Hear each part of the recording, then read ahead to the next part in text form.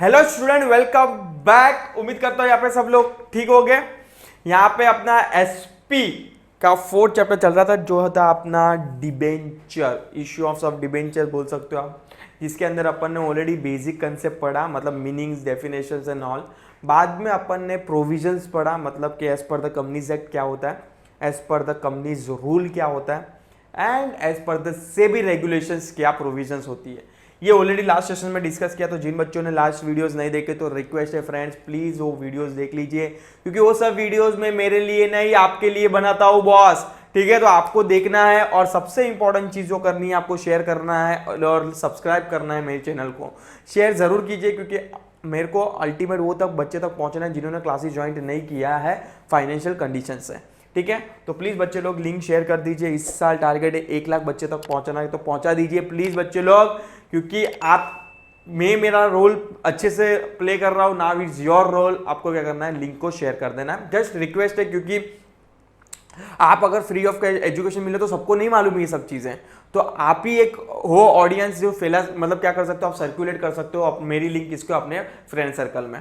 ठीक है, चलो लेट्स स्टार्ट द क्वेश्चंस, जो होगा आपका procedure for the issuance of debenture. अभी तुम लोगों को मैं हमेशा बोलते रहता हूं कि आप जब भी प्रोसीजर वाले क्वेश्चन आए तो क्या कर दीजिए, अवॉइड कर दीजिए। बट पढ़ के जाना है, बोर्ड के एग्जाम में आपको पढ़ के जाना है, बट आप ट्राई करो कि अवॉइड करो लिखने का।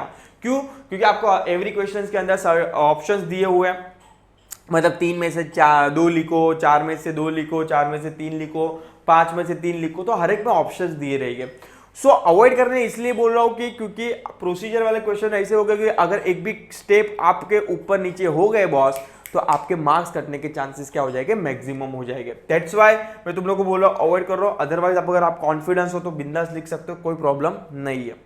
चलो, procedure for issues of debenture, I think so आज चैप्टर खत्म भी हो जाएगा, मतलब एक प्रोसीजर पढ़नी है और डिबेंचर ट्रस्टी क्या होता है, मतलब चैप्टर नेक्स्ट 20 मिनट्स में खत्म भी हो जाएगा अपना, और उसके बाद एक्सरसाइज पढ़ के चैप्टर नंबर पूरा 4 क्या करेंगे, कंप्लीट कर देंगे। मतलब सर यहाँ पे देख रहे हो कि ऑलमोस्ट 12 चैप्टर्स है, अगर मैं डिवाइड भी करूँ 30%, 30%, 30, मतलब 30% पोर्शन यहाँ पे खत्म हो गया।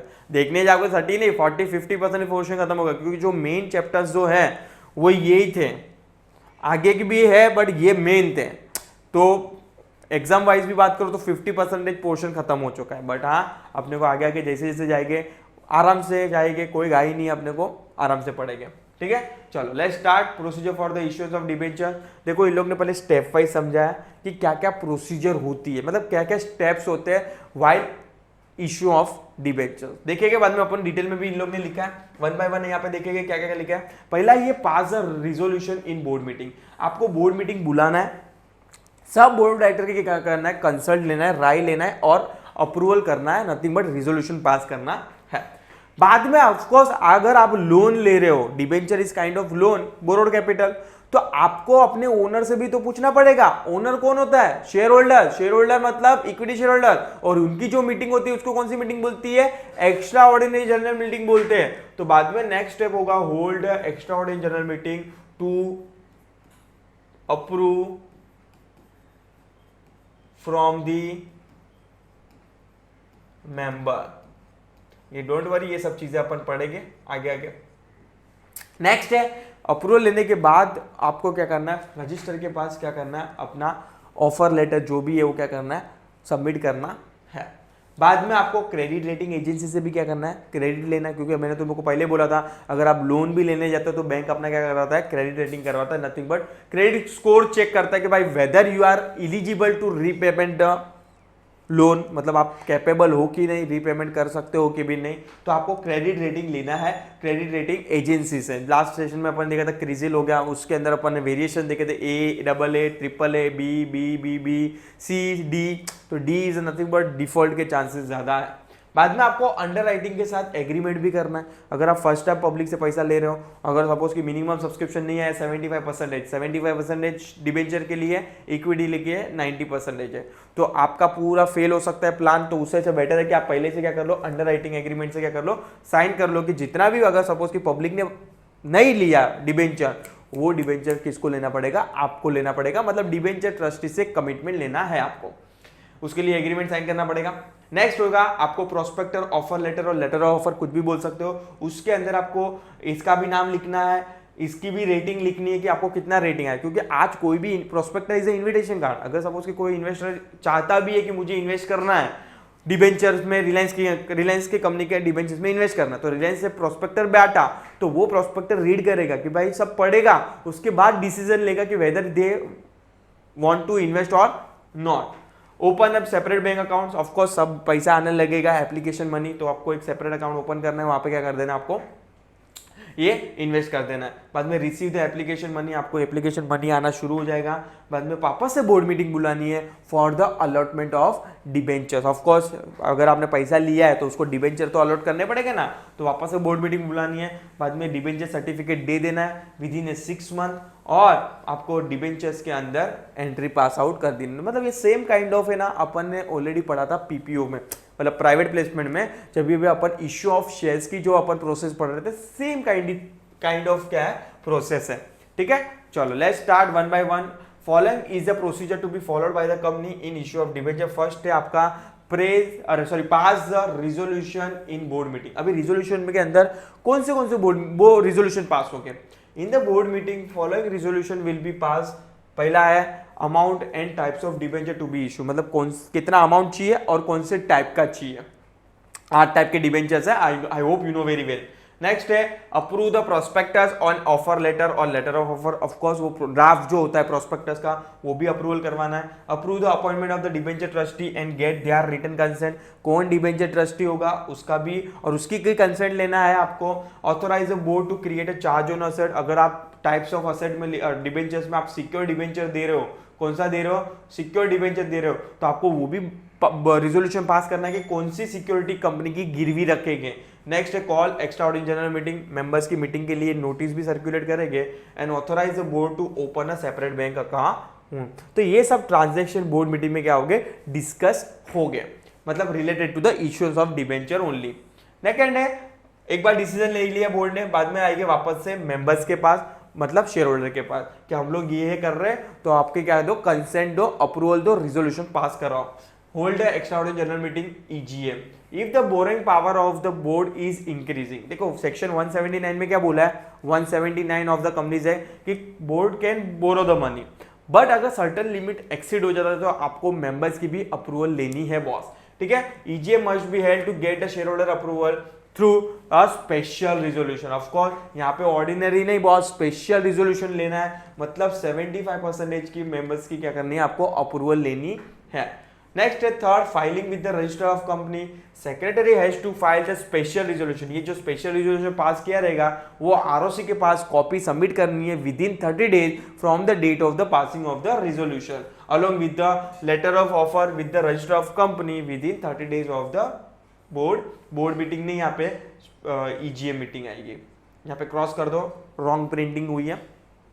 नेक्स्ट बोलता है फोर्थ, ऑब्टेनिंग क्रेडिट रेटिंग। आपको क्रेडिट रेटिंग एजेंसी से भी क्या करना पड़ेगा, रेटिंग लेना पड़ेगा कि भाई whether you are eligible to make the repayment और नॉट। अगर सपोज की रेटिंग डी आ रहा है तो कोई भी इन्वेस्टर इन्वेस्ट करेगा, सोचेगा ओके वेदर इन्वेस्ट करना है कि नहीं करना, तो क्रेडिट रेटिंग करना is mandatory. Company get its debenture rated by one और more credit rating agency. The rating must be mention in the prospectus, offer letter and letter of offer. आपको वो प्रोस्पेक्टस में बताना पड़ेगा, कंपलसरी बताना पड़ेगा जो भी रेटिंग आया है वो, क्योंकि उसके बेस पे ही क्या करेंगे, इन्वेस्टर डिसीजन लेगा कि मुझे इन्वेस्ट करना चाहिए कि नहीं करना चाहिए। नेक्स्ट आ जाएगा enter into underwriting agreement. Of course आपको अंडरराइटिंग एग्रीमेंट करना है साइन किसके साथ, डिबेंचर्स के साथ, सॉरी अंडरराइटिंग ट्रस्टी के साथ। Underwriting enter into the underwriting agreement for underwriting its debenture issue. Next आ जाएगा issue prospectus, letter of offer and offer letter. Company issue prospectus if it is inviting the public to buy its debenture. Offer letter issue if a company make a private placement and letter offer for the right issue. देखो नाम में देखो twist क्या है, खाली है तो दोनों प्रोस्पेक्टस है, अगर नॉर्मल लेमन टर्म में बोलूं तो है दोनों प्रोस्पेक्टस, बट अगर आप पीपीओ प्राइवेट प्लेसमेंट के फॉर्म में दे रहे हो तो उसको बोलते हैं ऑफर लेटर, अगर राइट इशू के फॉर्म में दे रहे हो तो इसको बोलते हैं लेटर ऑफ ऑफर। खाली वर्ड को क्या किया, ट्विस्ट किया है।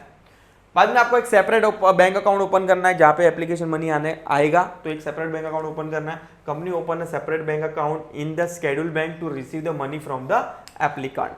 नेक्स्ट है रिसीविंग एप्लीकेशन मनी। आपको मनी एप्लीकेशन रिसीव मनी आना शुरू हो जाएगा, तो आपको क्या करना है, नेक्स्ट स्टेप क्या होगा, subscribers will submit their application along with the required amount to be specified bank within a time period mentioned in the prospectus and letter of offer and offer letter। मतलब offer letter में bank account detail लिखी रहेगी, कितने दिन में आपको application amount submit करना है, ये सब चीजें आपको नथिंग बट इन्विटेशन कार्ड में लिखा रहेगा, prospectus.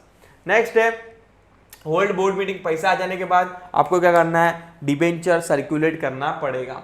After the issue close, the board meeting is held to decide and approve the allotment of debenture। board also approved the creation of charge on the company's asset। अगर आप secured asset दे रहे हो, secured debenture दे रहे हो, sorry my bad, secured debenture अगर दे रहे हो तो आपको असेट्स भी क्या करनी पड़ेगी, सिक्योरिटी पे रखनी है, और उसमें डिसीजन लेके कि कौन सी सिक्योरिटी पे देंगे, किसको, डिबेंचर होल्डर को। Next issue a debenture certificate. ध्यान में रखना, ये डिबेंचर सर्टिफिकेट आपको कितने महीने में देना है, 6 महीने में देना है। 6 महीने में आपको क्या करना है, डिबेंचर सर्टिफिकेट पहुंचा देना है। तो allotment procedure has to be completed within 60 days from the receipt of the application money. Company issue a debenture certificate within 6 months of the allotment of debenture. पर जब भी अपन shares पढ़ रहे थे, तभी पढ़ रहे थे कितने दिन में सर्टिफिकेट देना है, शेयर सर्टिफिकेट कितने दिन में देना है बच्चे लोग, याद है 2 महीने में। कितने महीने में देना है, 2 months में देना है, पर डिबेंचर के लिए 6 महीना है। ठीक है, चलो आगे बढ़ेंगे। और लास्ट है steps, make entry in the register of debentures. आपको वो बंदे का नाम, कितने डिबेंचर्स लिए, एड्रेस, सब चीजें आपको क्या करनी है, रजिस्टर ऑफ डिबेंचर के अंदर, मेंबर्स के अंदर नहीं, सबका, सभी सिक्योरिटी का रजिस्टर्स अलग अलग बनते हैं, तो आपको रजिस्टर ऑफ डिबेंचर में उसकी एंट्रीज पास आउट कर दी है विद इन 7 days में। Secretary has to make entries in register of debenture hold within 7 days after the board approval of the allotment। However, if debenture are issued in demat form, company does not maintain the register of debenture holder। अगर suppose कि for example company demat में share hold कर रही है, तो generally कोई debenture register बनाता नहीं है, तो इट्स ऑप्शनल, कंपनी को चाहे तो बना सकती है, वरना नहीं बनाएगा तो भी चलेगा, बट हाँ उसके डिबेंचर क्या होने चाहिए, डिमेट में होने जरूरी है। होप ये प्रोसेस समझ में आया रहेगा। इफ यू स्टिल डाउट, बिंदास कमेंट सेक्शन में डाल दें, सर मुझे नहीं समझ में आया, आपके जो भी डाउट डिफिकल्टी है हिरेन सर बेटे सिखा देगा। ठीक है, चलो आगे बढ़ेंगे sir. Debenture trustee last short note के फॉर्म में आने के चांसेस हैं। शॉर्ट नोट आती है जनरली डिबेंचर ट्रस्टी के बीच में। देखो डिबेंचर ट्रस्टी क्या होता है, ये ऑलरेडी तुम लोग को सेकंड चैप्टर या तो हाँ सेकंड चैप्टर्स में मैंने तुम लोग को समझा दिया था कि डिबेंचर ट्रस्टी वो बंदा है कि जो डिबेंचर होल्डर और कंपनी के बीच वाला पर्सन है, डिबेंचर ट्रस्टी। यस, तो देखते क्या लिखा है शॉर्ट नोट के अंदर और कौन सी कंपनी को अपॉइंट करना है। Let's see, a company which already अपन ने पढ़ लिया, 500 कंपनी, अगर 500 से ज्यादा पर्सन को देते तो अपन डिबेंचर ट्रस्टी अपॉइंट करना पड़ता है, ये अपन ने कंपनीज एक्ट की रूल्स के अंदर देखा था। A company which issue a prospector और invite more than 500 person to buy its debenture has to appoint one और more debenture trustee. Company issuing secure debenture also must appoint the debenture trustee. मतलब आप अगर secure debenture 2 ही person को दे रहे हो या तो एक ही पर्सन को भी दे रहे हो, तो भी आपको डिबेंचर ट्रस्टी अपॉइंट करना है compulsory. Debenture trustee are institute which protect the interest of the debenture holder. Of course ये कौन है बंदा कि डिबेंचर होल्डर का इंटरेस्ट क्या करता है, प्रोटेक्ट करता है। अगर सपोज कि उसका रीपेमेंट नहीं मिल रहा है तो डिबेंचर होल्डर क्या कर सकता है, कंपनी को फॉलोअप ले सकता है। इंटरेस्ट नहीं पे कर रहा है तो कंपनी से फॉलोअप कौन लेगा, डिबेंचर ट्रस्टी लेगा। अगर कुछ केस फाइल करवाना है एनसीएलटी में तो कौन करेगा, डिबेंचर ट्रस्टी करेगा। मतलब डिबेंचर होल्डर के बिहाफ में जो भी एक्शन लेगा वो कौन लेगा, debenture trustee. The company create a charge on it's movable और इमूवेबल असेट और asset of its subsidiary company और होल्डिंग कंपनी। कंपनी चाहे तो अपनी असेट या तो कंपनी अपनी होल्डिंग कंपनी की असेट या तो सब्सिडियरी की कंपनी की असेट भी क्या कर सकती है, गिरवी दे सकती है अगर कंपनी के पास असेट नहीं है तो। Charge is created in favour of the debenture trustee. Highlight करके रखो, भले पैसा कौन इन्वेस्ट कर रहा है, डिबेंचर होल्डर कर रहा है, मिस्टर एक्स कर रहा है, is a debenture holder, but charge किसके फेवर में क्रिएट होगा, डिबेंचर ट्रस्टी के बिहाफ में क्या होगा, रजिस्टर होगा। The trustee become a custodian of the asset on which the charge has been created. Debenture trustee is appointed before the prospector और letter of offer और offer letter is issued और within 60 days after the allotment of debenture. मतलब आपको generally क्या होता है, कोई after appoint नहीं करता, सब पहले ही एडवांस में क्या कर लेते हैं, अपॉइंट कर लेते हैं। आपको विद इन, या तो अगर आप चाहो तब आफ्टर करना है डिबेंचर ट्रस्टी अपॉइंट, तो विद इन 60 डेज में आपको क्या कर देना है, डिबेंचर ट्रस्टी को अपॉइंट कर देना है। अदरवाइज जनरली बिफोर ही करते हैं, before circulation of prospectus, invitation card भेजने से पहले ही डिबेंचर ट्रस्टी अपॉइंट कर लेते हैं, क्योंकि वो डिबेंचर ट्रस्टी में प्रोस्पेक्टस के अंदर डिबेंचर ट्रस्टी का नाम चला जाए। Yes, the trustee must give the written consent to act as a debenture trustee. The prospector or letter of offer must mention the name of the debenture trustee. मैं तुमको just बोला कि आपको prospector, invitation card लिया रहेगा, letter of offer लिया रहेगा, उसके अंदर वो डिबेंचर ट्रस्टी का नाम लिखना क्या है, जरूरी है। नेक्स्ट है, अभी ये डिबेंचर ट्रस्ट डीड क्या होता है, कुछ नहीं, this are nothing but simple agreement जो साइन करता है कंपनी और debenture trustee. Company enter into the contract with the one और more debenture trustee. The term and condition of the agreement is written in the debenture trust deed. जो भी terms and condition लिखा रहेगा company के और debenture trustee के अंदर, वो म्यूचुअली क्या लिखा रहेगा, एग्रीमेंट के अंदर लिखा रहेगा। It is a legal instrument conveying the asset of the company to the trustee. The deed also define the rights of the debenture holder and the duties and power of the debenture trustee। जो भी rights है debenture holder के, जो भी duties है debenture holder की, जो भी ड्यूटीज है कंपनी की, लायबिलिटीज है कंपनी की, वो सब चीजें किधर लिखी रहेगी, एग्रीमेंट पे लिखी रहेगी। Company has to execute the deed within 3 months of the closure of the issue.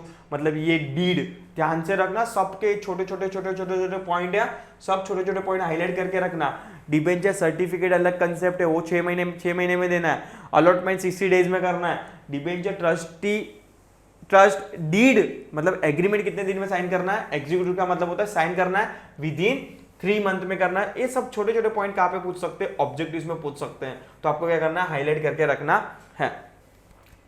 A member as well as a debenture holder can inspect the deed and also get the copy of it by paying a certain fee। ठीक है, तो ये हो जाएगा debenture trust deed और debenture trustee बोल सकते हो। तो यहाँ पे अपना चैप्टर नंबर 4 डिबेंचर क्या होता है, कंप्लीट होता है। नेक्स्ट सेशन में अपन क्या करेंगे, इसकी एक्सरसाइज पढ़ के पूरी तरह चैप्टर को क्या करेंगे, कंप्लीट कर देंगे। सो मिलते हैं नेक्स्ट सेशन में। टिल टाइम प्लीज चैनल के लिए अपडेट रहिए। Thank you so much.